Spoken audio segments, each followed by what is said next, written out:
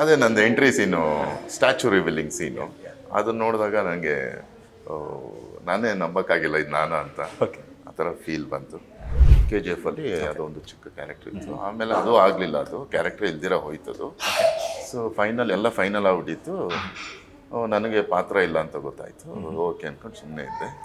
ಯಶ್ ಅವ್ರು ಇಲ್ಲ ಅಂದರೆ ನನ್ನ ಲೈಫಲ್ಲಿ ನಾನಿವತ್ತು ಇದು ಆಗಕ್ಕೆ ಚಾನ್ಸ್ ಇಲ್ಲ. ಅವ್ರು ಸಿಕ್ಕಿದ್ರಿಂದ ಪ್ರಶಾಂತ್ ನೀಲ್ ಅವ್ರು ಭೇಟಿ ಆದರು. ಓಕೆ. ಹಾಯ್, ಎಲ್ರಿಗೂ ನಮಸ್ಕಾರ. ನೀವು ನೋಡ್ತಾ ಇದ್ದೀರಾ ಸ್ಪೀಡ್ ಪ್ಲಸ್ ಕರ್ನಾಟಕ. ನಾನು ನಿಮ್ಮ ಮಂಜುಗೌಡ.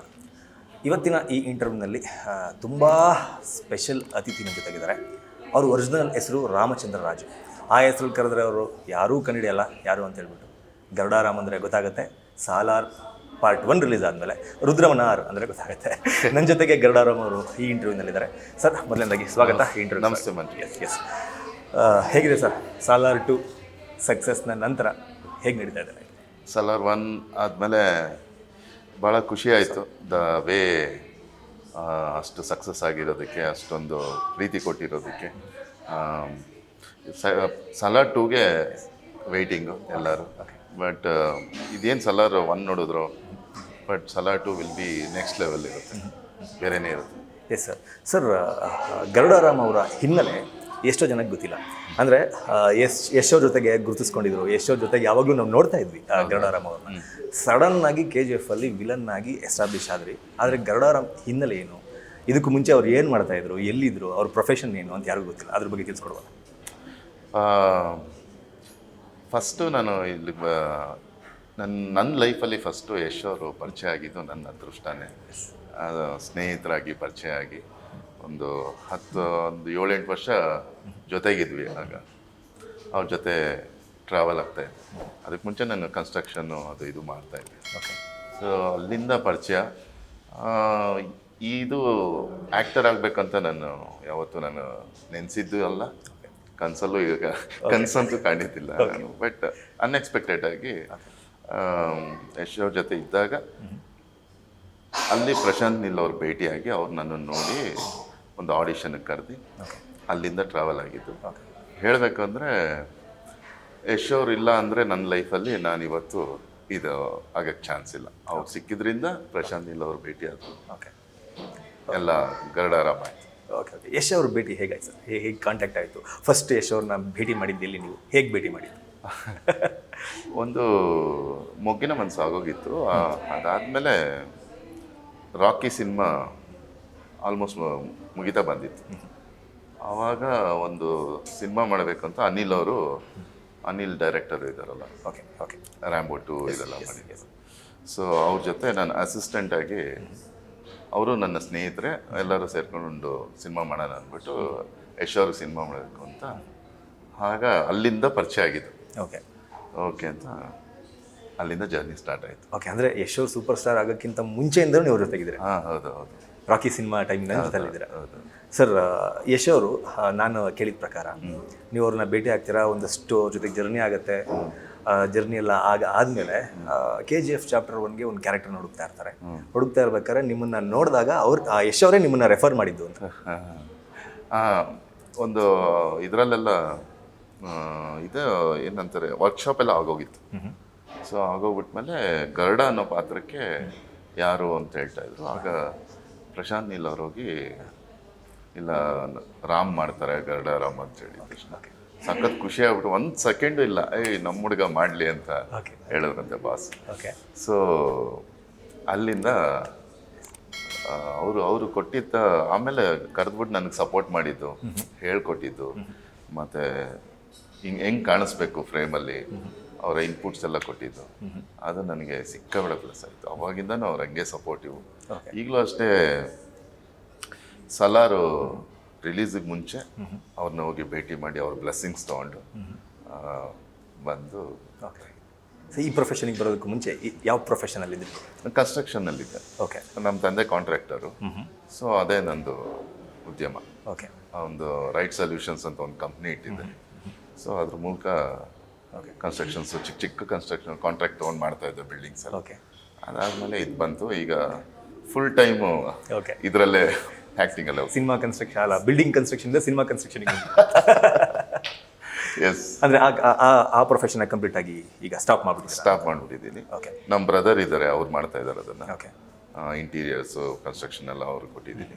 ನನ್ನ ಸ್ನೇಹಿತ ಒಬ್ಬ ಹೇಮಂತ್ ಅಂತಿದ್ದಾನೆ, ಅವನಿಗೆ ಆ ಬಿಲ್ಡಿಂಗ್ ನನಗೆ ಆಡಿಷನಲ್ಲಾಗಿ ನನಗೆ ಚಾನ್ಸ್ ಸಿಕ್ಕಿದ್ಮೇಲೆ ಇದನ್ನು ಮಾಡೋಕ್ಕಾಗಲ್ಲ ಕಣೋ, ನೀನೇ ನೋಡ್ಕೊಳ್ಳೋ ಅಂತ ಓಕೆ ನಮ್ಮ ಹೇಮಂತಕ್ಕೆ ಬಿಟ್ಟಾಯಿತು. Okay is taking care of. Okay okay sir, KGF chapter 1ಗೆ ನೀವು ಸೆಲೆಕ್ಟ್ ಆಗೋದಕ್ಕೂ ಮುಂಚೆ ನಿಮ್ಮ ಪಾತ್ರಕ್ಕೆ ಯಶ್ ಅವ್ರ ತಲೆಲಾಗಲಿ ಅಥವಾ ಪ್ರಶಾಂತ್ ನೀಲ್ ಅವ್ರ ತಲೆಲಾಗಲಿ ಬೇರೆ ಯಾರಾದರೂ ಕ್ಯಾರೆಕ್ಟರ್ ಇತ್ತಾ ಅಂತ? ಅದು ನನಗೆ ಗೊತ್ತಿಲ್ಲ, ಬೇರೆ ಯಾರೋ ಅನ್ಕೊಂಡಿದ್ರಂತೆ.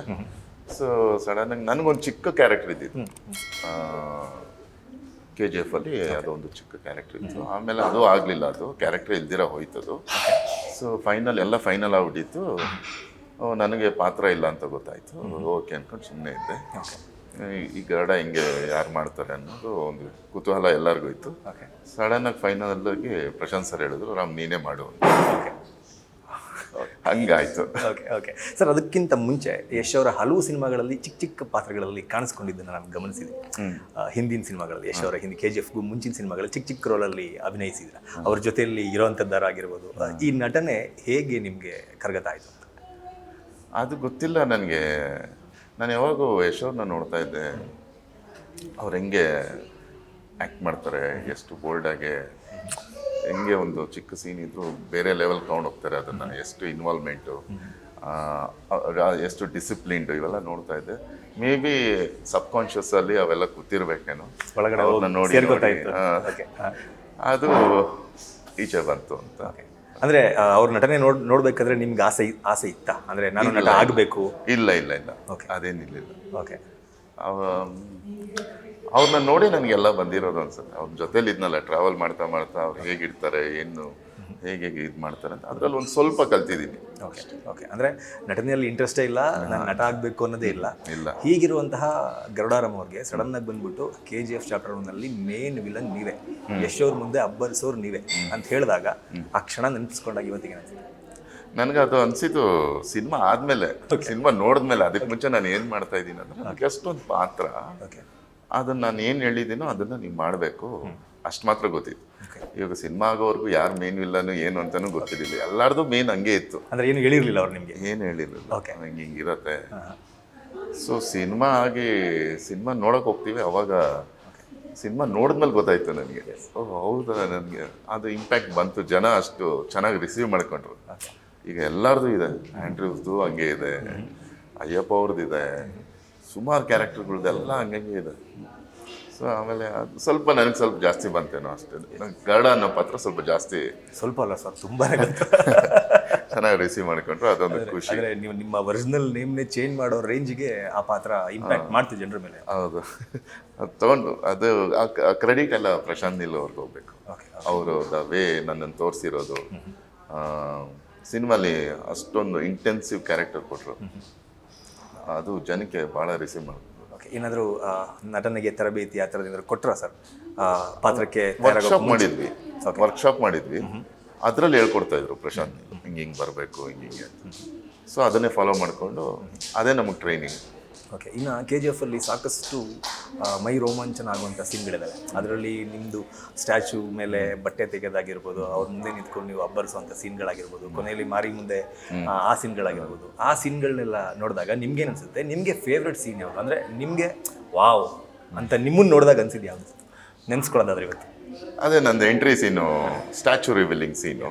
ಅದನ್ನು ನೋಡಿದಾಗ ನನಗೆ ನಾನೇ ನಂಬಕ್ಕಾಗಿಲ್ಲ, ಇದು ನಾನು ಅಂತ. ಓಕೆ, ಆ ಥರ ಫೀಲ್ ಬಂತು. ಅದೊಂದೇ ನನಗೆ, ಅದು ಮತ್ತು ಕ್ಲೈಮ್ಯಾಕ್ಸು, ಮತ್ತು ಇನ್ನೆಲ್ಲ ನಮ್ಮ ಯಶ್ ಅವ್ರದ್ದು ನನಗೆ ಬಂದ್ ಸೀನು ಮಾಡಿ ಅವೆಲ್ಲ ನೆನೆಸ್ಕೊಂಡ್ರೆ ಒಂಥರ ಆಗುತ್ತೆ.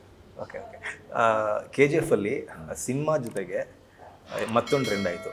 ಈ ಗಡ್ಡ ಕೂದಲು ಬಿಟ್ಟವ್ರಿಗೆಲ್ಲ ಮರ್ಯಾದೆ ಜಾಸ್ತಿ ಆಗಿದೆ ಅಲ್ಲಿಂದ. ಅಲ್ಲಿಂದ ಎಲ್ಲ ಅಂದರೆ ನೀವಾಗಿರ್ಬೋದು, ಯಶ್ ಅವರಾಗಿರ್ಬೋದು, ಎಲ್ಲ ಸೇಮ್ ಲುಕ್, ಗಡ್ಡ ಕೂದಲು, ಅದ್ರ ಬಗ್ಗೆ ಅಂದರೆ ಸ್ಟೋರಿ 1970s 1980s ಆ ಥರ ಸ್ಟಾರ್ಟ್ ಆಗೋದು. ಅವಾಗೆಲ್ಲ ಅದೇ ಸ್ಟೈಲ್ ಇತ್ತು.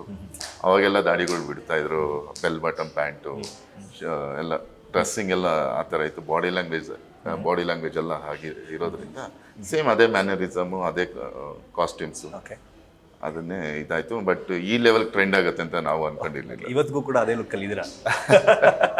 ಕೆಲವೊಂದು ಕಮ್ಮಿ ಮಾಡಿಬಿಟ್ಟಿದ್ದೀನಿ ಎಲ್ಲಾನು. ಓಕೆ ಓಕೆ ಸ್ವಲ್ಪ ಹೇರ್ ಲಾಸ್ ಎಲ್ಲ ಆಗಿದೆ. ಓಕೆ ಓಕೆ ಸಿನಿಮಾಗೆ ತಕ್ಕಂಗೆ ಕ್ಯಾರೆಕ್ಟರ್ಗಳು ಬದಲಾಗ್ತಾ ಹೋಗ್ತಾ ಇದೆ. ಎಸ್ ಅದು ತಕ್ಕಂಗೆ ಸ್ವಲ್ಪ ದಾಡಿ ಇರಬೇಕಾಗತ್ತೆ, ಒಂದು ಸಿನಿಮಾಗೆ ಈ ಕಡೆ ಶೇವ್ ಮಾಡಬೇಕಾಗತ್ತೆ, ಆ ಥರ ಮಾಡ್ತಾ ಇದ್ದಾರೆ. ಓಕೆ ಈಗ ಸಲಾರ್ಗೋಸ್ಕರ ಒಂದು ಕಂಟಿನ್ಯೂಟಿ ಹೀಗೆ ಇಟ್ಕೊಂಡಿದ್ದೀನಿ. ಓಕೆ ಓಕೆ ಮೇಂಟೆನೆನ್ಸ್ ಎಲ್ಲ ಹೆಂಗೆ ಸರ್? ಸಿಕ್ಕಾಪಟ್ಟೆ ಜನಕ್ಕೆ ಅದೊಂದು ಕ್ಯೂರಿಯಾಸಿಟಿ ಇರುತ್ತೆ. ನಾವು ಒಂಚೂರು ಸ್ವಲ್ಪ ಕೂದಲು ಬೆಳೆದ್ರೆ ಹೋಗಿ ಕಟಿಂಗ್ ಮಾಡಿಸ್ಕೊಂಡು ಆ್ಯಕ್ಚುಲಿ ವರ್ಷಾನ್ಗಟ್ಲೆ ಅದೇ ಲುಕ್ಕಲ್ಲಿ ಇರ್ತೀರಾ, ಅದನ್ನೇ ಮೇಂಟೈನ್ ಮಾಡ್ತೀರಾ? ಮೇಂಟೈನ್ ಏನು ಮಾಡ್ತಾ ಇಲ್ಲ, ಆ್ಯಕ್ಚುಲಿ ಮೇಂಟೈನ್ ಮಾಡ್ಬೇಕು. ನಮ್ಮ ವೈಫ್ ಯಾವಾಗೂ ಬೈತಾ ಇರ್ತಾಳೆ, ನೋಡು ಎಲ್ಲರೂ ಹೆಂಗ್ ಮೇಂಟೈನ್ ಮಾಡ್ತಾರೆ, ನೀನು ಸ್ವಲ್ಪ ಕಾಳಜಿ ವಹಿಸ್ಬೇಕು, ನಿನ್ನ ಹೇರ್ ಆಗಲಿ ಇದೆಲ್ಲ ಅಂತ. ಬಟ್ ಇಲ್ಲಿವರೆಗೂ ನಾನು ಅಂತ ಮೇಂಟೈನ್ ಮಾಡಿಲ್ಲ. ಇಲ್ಲ ಕೊಬ್ಬರಿ ಎಣ್ಣೆ ಹಚ್ಕೊಂಡು ಹೋಗ್ತಾ ಇರ್ತೀನಿ ಅಷ್ಟೇ. ಸ್ನಾನಕ್ಕೆ ಮುಂಚೆ ಕೊಬ್ಬರಿ ಎಣ್ಣೆ ಹಚ್ಕೊಂಡು ಸ್ನಾನ ಮಾಡೋದು ಅಷ್ಟೇ. ಅದೊಂದೇ ಮೇಂಟೆನೆನ್ಸ್, ಇನ್ನೇನು ಇಲ್ಲ. ಓಕೆ ಓಕೆ ಇನ್ಮೇಲೆ ಮೇಂಟೈನ್ ಮಾಡಬೇಕಾಗತ್ತೆ. Speed plus Karnataka.